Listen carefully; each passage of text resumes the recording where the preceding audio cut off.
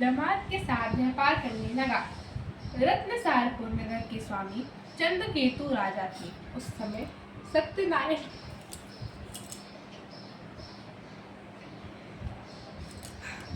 समय सत्यनारायण प्रभु ने प्रतिज्ञा भ्रष्ट साधु बनियों को श्राप दिया कि हे बनिया, तुमको भविष्य में कठिन तथा महान दुख प्राप्त हो। यह लाभ लोभ का फल है। लभोविष्टो नरोव्रतम वीक्षते नैव चापदम दुःखदम पश्यति मर्जारु यथा नाम लुकडाहितम। सच है, लोभे पर सब रुष्ट हो। देवव्रत भगवान पाता है यमलोक में वह कभी नहीं सम्मान, वह न कभी सम्मान। सुनो कंजूस अयानो, दुख कहीं के यही लोग नरक को करे पयानो। चंचल भूत लभार कृपण मानव है जो कभी निश्चय रोरव नरक अंत में पावे लोभी। लोभ क्रोध का जनक अरु, लोभ धर्म का शूल, लोभ झूठ कारण सदा, लोभ पाप का मूल।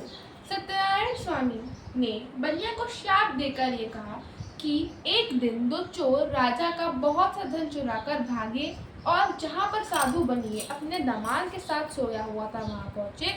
चोरों के पीछे राजा के सिपाही भी लगे हैं। सिपाहियों को देखकर चोर डर के कारण धन बनिया के पास रखकर तुरंत रफू चक्कर हो गए। सिपाहियों ने बनिया के निकट पहुंचकर देखा कि राजा का समस्त धन रखा हुआ है। अतः उन्हीं दोनों बनियों को चोर समझकर सिपाही लोगों ने बांधकर राजा के पास ले आए और हर्षपूर्वक सिपाहियों ने राजा से कहा, हे प्रभु, ये दोनों चोर हैं जो आपका धन लेकर भाग हुए थे। अब इनके लिए क्या आज्ञा है? राजा बोले, इन दोनों को धन बांटकर महादुर्ग के कारागार में डाल दो। सत्यदेव की माया के कारण राजा ने बनिए की एक बात भी नहीं सुनी और समस्त धन अपने महल में रखवा लिया। ये तो बनिए का ये हाल हुआ और घर पर बनिए की पत्नी और पुत्री को भी अत्यंत दुख प्राप्त हुआ। उसका सब धन धान चोर उठा ली है। माता पुत्री मानसिक और शारीरिक कष्ट से पीड़ित हो गई, भूख प्यास तड़पने लगी और अंत में घर घर भिक्षा मांगने लगी तथा दीनहीन फटे चिथड़े कपड़े लिपटा अति भूख कुपीड़ित दीना फिरती इतते उचते कवि चंचल मान बिना अरु चतुत मली। जन की सुनती फटकार सता सहती अपना उर दाब कुलीना। अपनी गति पेट पछी ताकत सदा मन सोचित कहो विधि ने सुख छीना। एक दिन भूख से पीड़ित हुई कलावती कन्या एक ब्राह्मण के घर में पहुंची। वहां पर उसने देखा कि सत्यनारायण का पूजन हो रहा है। उस स्थान पर बैठ गई और कथा सुनकर भगवान की बहुत विनती की। इसके बाद प्रसाद खाकर बहुत रात बीतने पर घर वापस आई। लीलावती क्रोध करके बोली, हे पुत्री, इतनी रात बीत गई, तू कहाँ थी? तेरे मन में क्या है? साधु वड़िक अड़ु पंडित घूमे पावही मान, नीति कहत अबला फिरे पावही अति अपमान। माता की पत्नी को लीलावती ने कहा, हे माता, सत्य कहती हूँ, मैं ब्राह्मण के घर भिक्षा लेने के लिए गई। वहाँ सत्यनारायण की पूजन हो रहा था।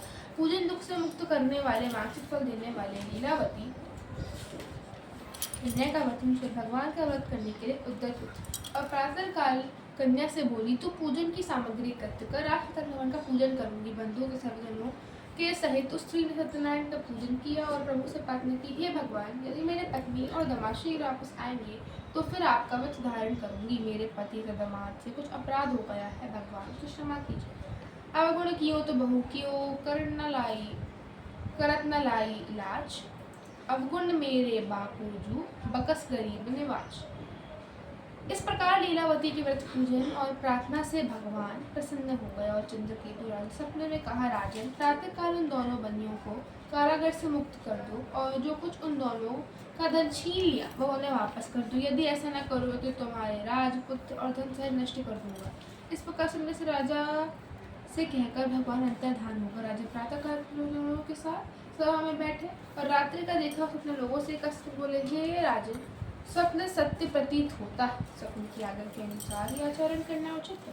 अंततः राजा ने दूतों को आज्ञा दी कि जो दोनों बनिया कारागार में उन्हें मुक्त कर दो। राजा की आज्ञा पाकर दूत लोगों ने कारागार से उन्हें बनियों को निकालकर राजा के सामने प्रस्तुत किया और विनय पूर्वक राजा से कहा, हे राजन, हम बंदी से मुक्त करके दोनों बनियों को ले आए हैं। इसके बाद दोनों ने राजा चंद्रकेतु को दंडवत किया।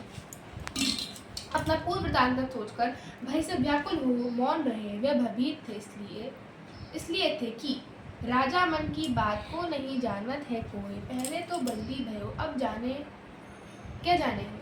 अब क्या जाने होए, शीश तो नहीं कटेगा, फांसी लागी हाय, प्राण अब नहीं रहेगा, चंचल कैसे सिद्ध होए अपनी, अब अपनों काजा, विधि अब कौन हवाल करेगा मेरो राजा। तब राजा ने दोनों बंदियों की ओर देखकर कहा, जो कुछ तुमको दुख प्राप्त हुआ उसका कारण देव है, मैं नहीं। इस समय कोई भय नहीं, तुम निर्भय हो जाओ। इतना कहने के बाद राजा ने उनकी हथकड़ी कटवा दी और बाल बनवाने की आज्ञा दी। बनियों ने अपना बाल बनवाया।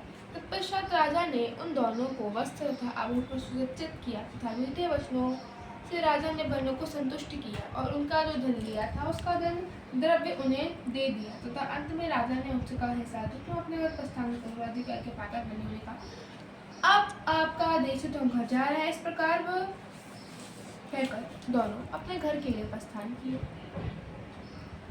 इति श्री सत्यनारायण व्रत कथा का तीसरा अध्याय समाप्त। बोल सत्यनारायण भगवान की जय।